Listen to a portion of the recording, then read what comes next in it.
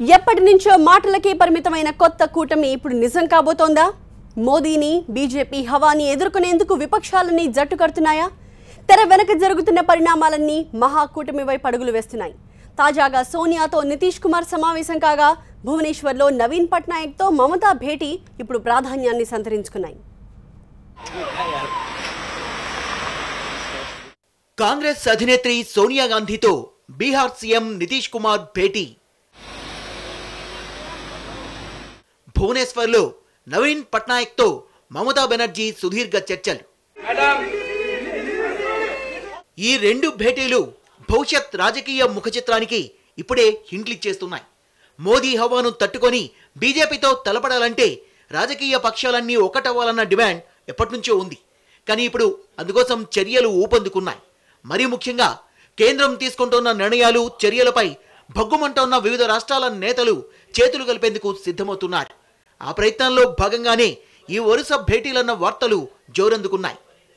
బీహార్ తరహా మహాకూటమి కోసం నితీష్ కుమార్ ఎప్పటినుంచో ప్రయత్నాలు చేస్తున్నారు. బీజేపీని ఎదుర్కొనేందుకు బీహార్లో వేసిన మహాకూటమి స్ట్రాటజీనే మళ్లీ ఫాలో అయ్యేందుకు రెడీ అయ్యారు. యూపీలో ఫెయిల్ అయినా రాబోయే సాధారణ ఎన్నికల్లో దీన్ని ఎట్టి పరిస్థితుల్లోనూ వర్కౌట్ చేయాలన్నది నితీష్ కుమార్ వ్యూహం. అందుకోసం ఆర్జేడీ, ఎస్పీ, బీఎస్పీతో పాటు ప్రాంతీయ పార్టీల్ని కలుపుకునేందుకు చర్చలు జరుపుతున్నారు. ఇప్పుడు సోనియా గాంధీతో సుదీర్ఘంగా సమావేశం కావడం సంచలనంగా మారింది.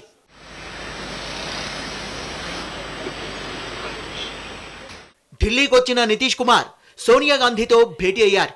ప్రస్తుత రాజకీయ పరిణామాలపై చర్చించారు. సెక్యులర్ పార్టీలన్నీ ఒకే తాటిపైకి రావాలంటున్న నితీష్ సోనియాతో భేటీ కావడం ప్రాధాన్యత సంతరించుకుంది. ఇప్పటికే బీహార్ ప్రభుత్వంలో ఉన్న కాంగ్రెస్ మహాకూటమిపై చర్చలు జరుపుతోంది. మరో ముఖ్యమైన అంశం ఒడిశా ముఖ్యమంత్రి నవీన్ పట్నాయక్ ను పశ్చిమ మమతా బెనర్జీ కలవడం. ఈ సమావేశంలో రాజకీయాల గురించి చర్చించుకోలేదని మమతా బెనర్జీ చెప్తోన్న ఈ పర్యటనను అత్యంత గోప్యంగా ఉంచడం మాత్రం అనుమానాలకు తావిస్తోంది. ఇద్దరు సీఎంల మధ్య భవిష్యత్ రాజకీయాలపై చర్చ జరిగినట్లు సమాచారం. ఇదే కాదు, వారం క్రితం ఇద్దరు నేతలు ఢిల్లీలో కలుసుకున్నారు. ఇప్పుడు పూరీలో బెంగాల్ భవన్ కోసం చర్చించేందుకు వచ్చినట్లు మమతా చెప్తోన్న మీటింగ్ వెనుక మ్యాటర్ వేరే ఉందన్న వార్తలు వినిపిస్తున్నాయి. అయితే మమత మాత్రం ప్రాంతీయ పార్టీలన్నీ కలిసికట్టుగానే ఉంటాయని, బీజేపీ ప్రజల్ని విభజిస్తోందంటూ ఆగ్రహం వ్యక్తం చేశారు. I don't believe they are the threat because regional parties is enough to tackle them. They divide the caste, they divide the party, they purchase sometimes the ministers, the MLA, the whatever they can. They divide the Hindu Muslim, they divide the Sikh Christian, they divide the tribal SC. So many division. Even Hindu to Hindu also they divide. We don't do it. We want unity. That is my continuous process. We love all the regional parties. We want regional parties should continue. BJP రాజకీయాలకు check పెట్టాలంటే అందరం కలవాల్సిందేనన్న అభిప్రాయం ఇప్పుడు అన్ని ప్రాంతీయ పార్టీలు వ్యక్తం చేస్తున్నాయి. అందుకే ఎప్పుడూ మాటలకే పరిమితమైన మహాకూటమిని మళ్లీ తెరపైకి తీసుకొస్తున్నారు. అయితే నోట్ల రద్దు తర్వాత విపక్షాల్లో అనేక్యత కనిపించింది.